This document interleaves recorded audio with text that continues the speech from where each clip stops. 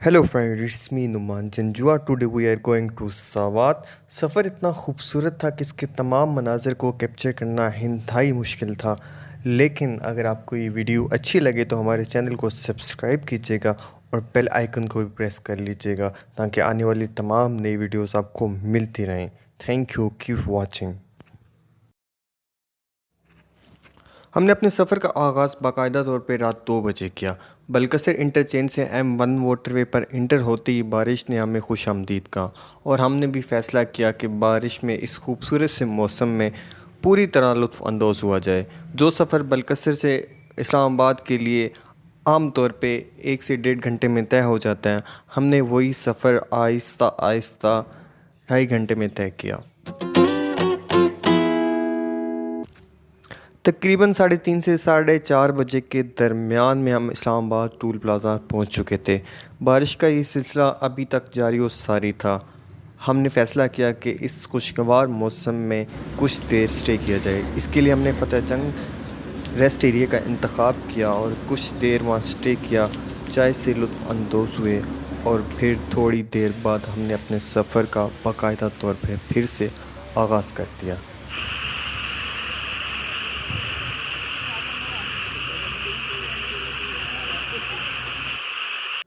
कुछ ही देर बाद अंधेरों से रोशनियों का सफ़र शुरू हो चुका था और रोशनियों का ये सफ़र दिल को सुकून बख्शने में काफ़ी ज़्यादा कारगर साबित हो रहा था।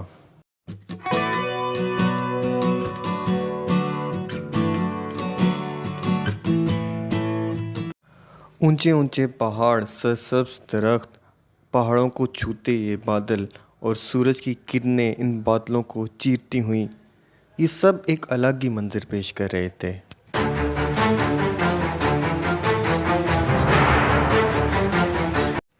कुदरत के इन तमाम नज़ारों को मैं अपने अल्फाज में कैसे बयान करूं, और मेरा कैमरा इनको कैप्चर करने के लिए कभी इधर घूमता तो कभी उधर। ये सब कुछ अल्फाज में बयान करना शायद ही नामुमकिन सी बात लगती है।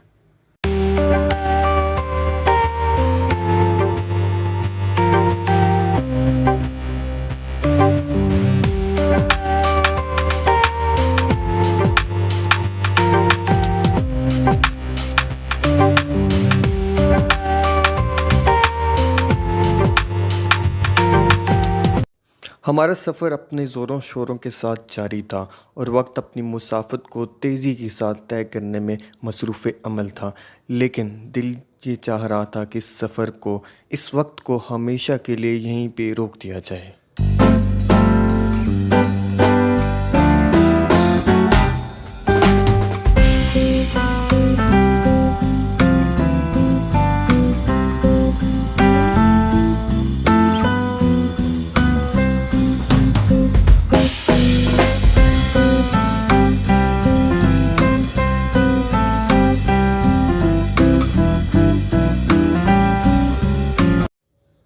पूरी रात सफ़र में गुज़रने के बाद जब थकान से बेहाल हम सफ़र करने में मसरूफ़ थे, तो कुदरत के इन मनाज़िर ने न सिर्फ़ हमारी नींदों को उड़ा दिया बल्कि हमारी तमाम तर थकान को भी अपने अंदर जज़्ब कर लिया।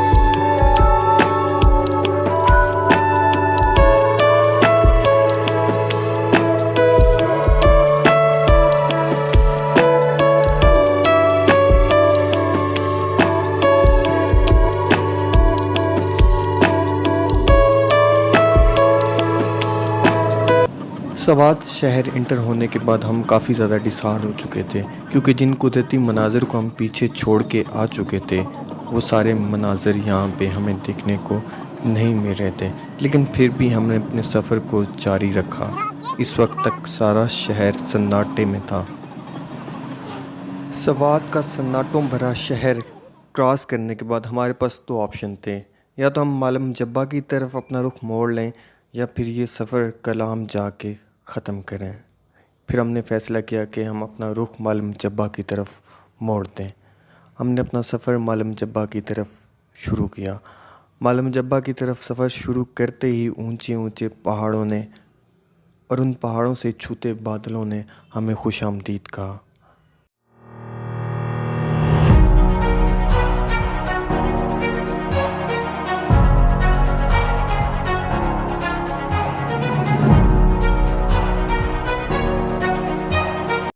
सवात से मालम जब्बा की तरफ का ट्रैक काफ़ी ज़्यादा खूबसूरत है। यहाँ रास्ते में आपको काफ़ी ज़्यादा कुदरती मनाज़र देखने को मिलेंगे, जिसमें ऊंचे ऊंचे पहाड़, इन पहाड़ों को छूते हुए बादल, रास्ते में मौजूद दरख्तों पर मुख्तलिफ़ किस्म के फल पाए जाते हैं, जिसमें नाशपाती सर फहरिस्त है।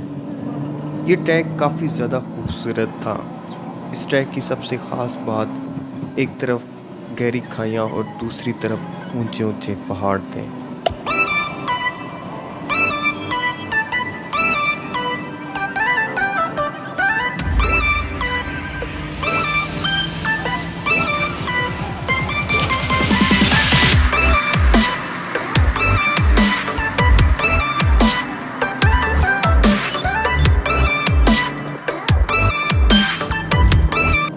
सवात से मालम जब्बा का सफ़र तकरीबन 1 घंटे का है। अब हम फाइनली सेटिस्फाइड हो चुके थे, क्योंकि हमें कुदरती हुस्न वो दोबारा से नज़र आना शुरू हो चुका था। फाइनली हम 1 घंटे की ड्राइव के बाद मालम जब्बा पहुंच चुके थे।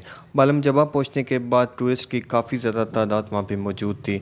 कुछ देर गाड़ियों की रश की वजह से हमने गाड़ी को साइड पे पार्क किया और उसके बाद हमने एक होटल तलाश किया और अपनी गाड़ी को पार्क करने के बाद कुछ देर रेस्ट किया और फिर हम निकल पड़े कुदरती मनाज़र की तलाश में।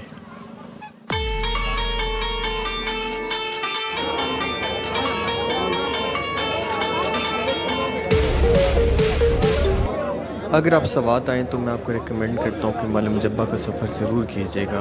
अगर आपको ये हमारी वीडियो अच्छी लगे तो इस चैनल को सब्सक्राइब कर लीजिएगा और साथ में बने बेल आइकन को भी प्रेस कर लीजिएगा, ताकि आने वाली तमाम नई वीडियोज़ आपको मिलती रहें। मालम जब्बा से आगे क्या हुआ, इसके लिए मैं मज़ीद वीडियोज़ अपलोड करूँगा। Thank you so much. अल्लाह हाफ़िज़।